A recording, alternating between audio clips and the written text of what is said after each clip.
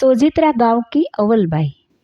अवलबाई नाम की एक ब्राह्मण महिला गुजरात के चरोतर प्रांत के सोजित्रा गांव में रहती थी। यह तंत्र मंत्र और काले जादू की साधिका थी। अपनी इस काली विद्या का प्रयोग उन्होंने लगभग 7 पुरुषों की हत्या के लिए किया था और कई स्त्रियों को तंत्र प्रयोगों द्वारा परेशान किया था। उस समय भगवान स्वामी नारायण की कीर्ति दिन प्रतिदिन बढ़ती जा रही थी। लाखों की संख्या में लोग उनके शरण में आकर भक्ति मार्ग अपना रहे थे।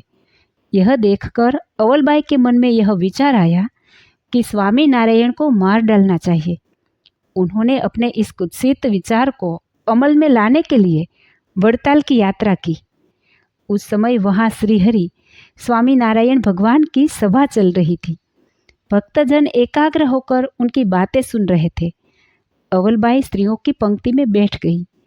थोड़ी देर बाद उन्होंने अपनी झोली से उड़द के दाने निकाले, मुट्ठी में लेकर मंत्र पढ़े और श्रीहरि की ओर फेंक दिए। उन्हें यह मालूम नहीं था कि इस पवित्र सभा में उनके तंत्र मंत्र निष्फल होने वाले थे। यह तो अक्षरधाम के समर्थ स्वामी श्री स्वामी नारायण की सभा थी। यहाँ उनकी मारण विद्या का कोई असर नहीं होना था।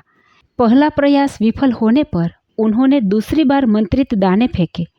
फिर तीसरी बार भी उन्होंने ऐसा ही किया, लेकिन परिणाम शून्य रहा। हाँ, एक परिणाम अवश्य हुआ। सभा में बैठे भक्तों के बीच हलचल मच गई। लोग बोलने लगे, कौन यह दाने फेंक रहा है? इसे ढूंढो और सभा से बाहर करो। जब माहौल में बेचैनी बढ़ी, तब श्रीहरि ने शांत स्वर से कहा, भक्तों, चिंता मत करो, डरने की आवश्यकता नहीं है। आज हमारी इस सभा में विशेष अतिथि पधारे हैं। वह कोई और नहीं, स्वयं पूतना मासी आई है। हमें ज्ञात है कि उन्होंने 3 बार हमारे ऊपर मारण प्रयोग किया है, किंतु उसका कोई प्रभाव नहीं हुआ। फिर श्रीहरि ने कहा, सोजित्रा गांव की अवलबाई, कृपया खड़ी हो जाइए। अवलबाई समझ गई कि वे पहचान ली गई है। वे खड़ी हो गई। श्रीहरि ने उन्हें पास बुलाकर पूछा, अवलबाई, इस सभा में आने का आपका उद्देश्य सबको बताइए।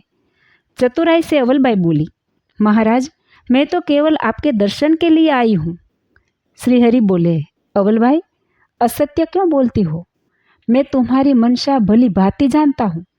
तुम काली विद्या की पारंगत हो। तुमने मारण विद्या के मंत्र दानों द्वारा मुझे मारने का प्रयास किया है। यह दाने अब भी सभा में पड़े हुए हैं और तुम्हारी झोली में शेष दाने अभी भी मौजूद है। तुम्हारे इन प्रयासों से तुम पहले ही 7 पुरुषों की हत्या कर चुकी हो। लेकिन याद रखो, इस सभा में तुम्हारी विद्या निष्फल है। ना मुझे ना किसी भक्त पर इसका असर होगा। श्रीहरि ने आगे कहा, अवलबाई, तुम्हारा जीवन अवल मार्ग पर चल रहा है। अब उत्तम मार्ग पर चलो। तुम ब्राह्मण कुल में जन्मी हो, जो पूजनीय जाति मानी जाती है। फिर ऐसे अपवित्र कर्म क्यों करती हो? अब भी समय है, लौट आओ, नहीं तो तुम्हें इसका कष्ट भोगना पड़ेगा। श्रीहरि की यह करुणा भरी वाणी सुनकर अवलबाई की आंखें से आंसू बहने लगे। वह जोर जोर से रोने लगी और अपने पापों की स्वीकारोक्ति करने लगी। श्रीहरि से प्रार्थना की, हे महाराज, आपके सिवा मुझे सही मार्ग दिखाने वाला कोई नहीं है।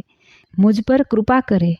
श्रीहरि ने सभा में ही उन्हें समाधि में बैठाया और यमपुरी के दुखद दृश्यों तथा भगवान के धाम के सुखद दृश्यों का दर्शन कराया। अब अवलबाई ने श्रीहरि की शरण स्वीकार कर ली। सत्संग में जाना प्रारंभ किया। नियमों का पालन करते हुए भक्ति करने लगी। उनकी संपूर्ण जीवन शैली बदल गई।